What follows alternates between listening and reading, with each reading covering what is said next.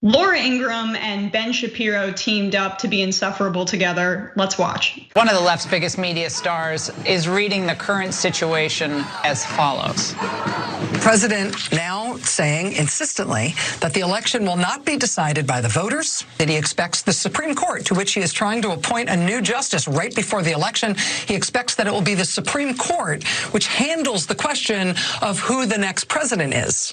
And he expects that the conservative majority will throw out the ballots, and then we won't have to worry about any transition of power. Ben, the hyperbole notwithstanding, this is pretty standard now on the left. It is. The manufactured garbage by which they have been saying for months that this election is going to be stolen by Trump, that it's going to be a coup. You had John Podesta gaming out what it would look like if Biden didn't accept a loss. Hillary Clinton has openly said there are no circumstances under which Biden should accept a loss. I mean, hell, they had Stacey Abrams trotted out as governor of Georgia at the DNC. And then they have the temerity to turn around and say that Trump is the threat to the institutions, that it's Trump who's going to generate some sort of constitutional crisis. I think it's pretty clear that Democrats are making way for an awful lot of chaos in the aftermath of this election. Okay, that's an extreme attempt at gaslighting, because Trump was the one who just said that he would not commit to a peaceful transition of power. And what they were responding to there was just Maddow quoting Trump. I'm not gonna defend Rachel Maddow on much, but she was basically just saying what Trump said. So the true source of the harebrained theory and manufactured garbage the pair were slamming Maddow for pushing was none other than Trump himself.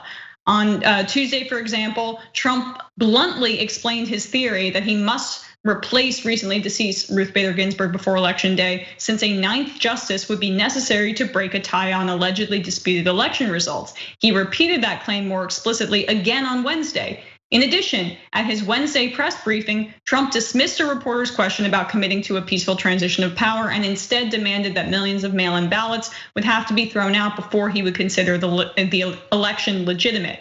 He then brushed off the idea that he could lose the upcoming election. All of these comments, which sparked outrage even among some Republicans, were summarized by Maddow in the clip. But neither Ingraham nor Shapiro ever acknowledged Trump's link to Maddow's words, or that the hyperbole about one or two swing justices on the Supreme Court appointed by Trump deciding the election originally came from the president. And the Fox host never bothered with showing any clips of Trump actually saying all the things that Maddow said he did. But luckily, our wonderful producer and friend, I guess, Brett, did find those clips, and he's gonna show them to you now. They had things, levels of voting that if you ever agreed to it, you'd never have a Republican elected in this country again. Do you commit to making sure that there's a peaceful transfer of power? We want to get rid of the ballots, and we'll have a very peaceful. There won't be a transfer, frankly. There'll be a continuation. So you're going to need 9 justices up there. I think it's going to be very important, because what they're doing is a hoax with the ballots. They're sending out tens of millions of ballots, unsolicited, not where they're being asked, but unsolicited, and that's a hoax. And you're going to need to have 9 justices. So, what a conspiracy theory that Maddow said, just repeating Trump's words. Yeah, I really don't want to hear anything from people alleging that anyone is too panicky when you've decided to write a whole book about how porn is destroying society. I'm just like, that's what Ben Shapiro did. And like, that's where his head's at with what's wrong with society. Like, he's not worried about a dictatorial takeover. He's too worried about porn. And so like, look, they have a vested interest in minimizing the threat that Donald Trump poses. This has been a great cash cow for right wingers. It's helped them further their careers. Just ask absolute pathetic imbecile hacks like Dave Rubin.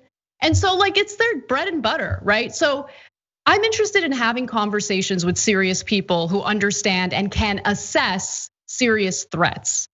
Going after Rachel Maddow for simply quoting what Donald Trump has said is ridiculous. Referring to that as hyperbole is ridiculous.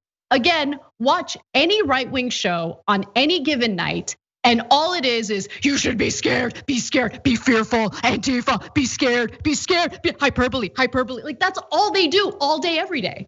So please spare me your absolute BS and kick rocks. Ben Shapiro,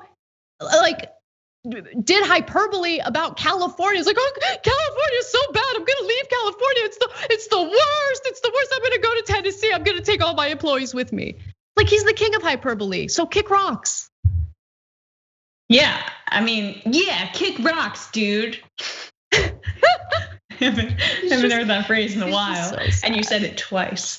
But yeah, no, I totally agree. Shapiro, I don't know, like. Can people get past, like I met someone who's like 38 and he was like, oh, you work for 2IT, I love Ben Shapiro. I was like, dude, you're still into Ben Shapiro? Like you're 38. No, it is kind of amazing. No, I feel like it's like the beginnings of, tween political people that are trying to get into politics. Like you gotta outgrow that by like age 19 of thinking that guy's smart. Then you're done, then you're intellectually stunted if you're past that point and you still are interested in listening to what that guy has to say. Because again, like Trump, I heard John Mulaney describe how Trump is like a hobo, his words or something like that, version of a rich person. Like, oh, I'm gonna have a big gold tower, and he's so cartoonish in the way he's rich. And Ben Shapiro is a cartoonish version of like what a dumb person thinks a smart person is. Just someone who talks really, really fast and has the appearance of intellect without saying anything at all. Yeah, absolutely. All you have to do is just listen carefully to what he's saying. Don't be fooled by his overconfidence or how quickly he's speaking. Just because someone is speaking quickly and confidently doesn't mean they know what they're talking about. And I think it's just a common trick that people use when they want to either spread lies or even when they're uncertain about what they're saying. If you listen to what Ben Shapiro is saying, and by the way, if you put his statements in context, right?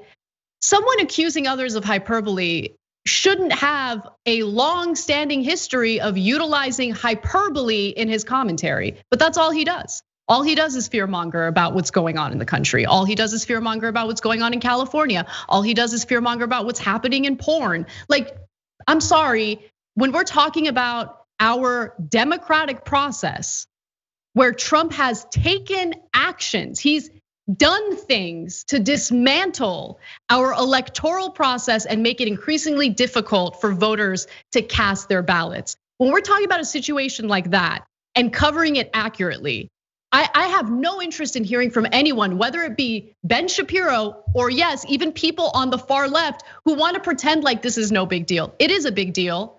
Donald Trump is an authoritarian.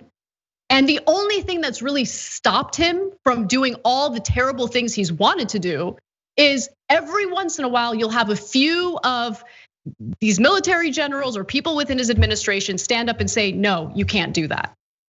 But if he could have his way, who knows where we'd be right now?